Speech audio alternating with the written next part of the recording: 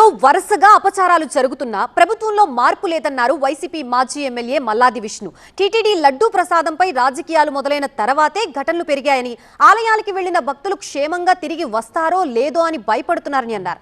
అభ్యంతరకర వీడియోలు బయటికి వచ్చిన టీటీడీ చైర్మన్ పై ఎందుకు చర్యలు తీసుకోలేదో సమాధానం చెప్పాలన్నారు మల్లాది విష్ణు.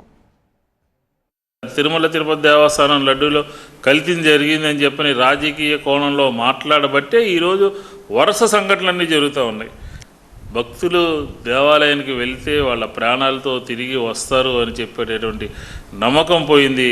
ఇలాంటి సంఘటనలు ఆలయాల్లో పూర్తిగా అపశృతులు జరుగుతూ ఉన్నాయి. జరుగుతుంటే మంత్రి గారు ఏం చేయాలండి? తిరుపతి దగ్గర నుంచి, శ్రీశైలం దగ్గర నుంచి, శ్రీకాళహస్తి దగ్గర నుంచి, చిన్న తిరుపతి దగ్గర నుంచి ప్రతి దేవాలయంలోనూ కూడా సంఘటనలు జరుగుతూ ఉంటే, ప్రతి దేవాలయంలో కూడా అపచారాలు జరుగుతూ ఉంటే, అపశృతులు జరుగుతూ ఉంటే ప్రభుత్వం ఏం చేయాలి అని చెప్పని అడుగుతాను.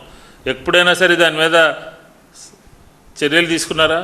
ఇలాంటి సంఘటనలన్నీ కూడా, వరుస సంఘటనలన్నీ కూడా ఈరోజు ఆంధ్రప్రదేశ్లో దేవాలయాల్లో జరుగుతూ ఉంటే నిమ్మకు నీరెత్తినట్టుగా ప్రభుత్వం వ్యవహరిస్తూ ఉంటే దీన్ని ఏమనాలి అని చెప్పాను. దీని అంతటికీ కారణం చంద్రబాబు నాయుడు గారి ప్రభుత్వం.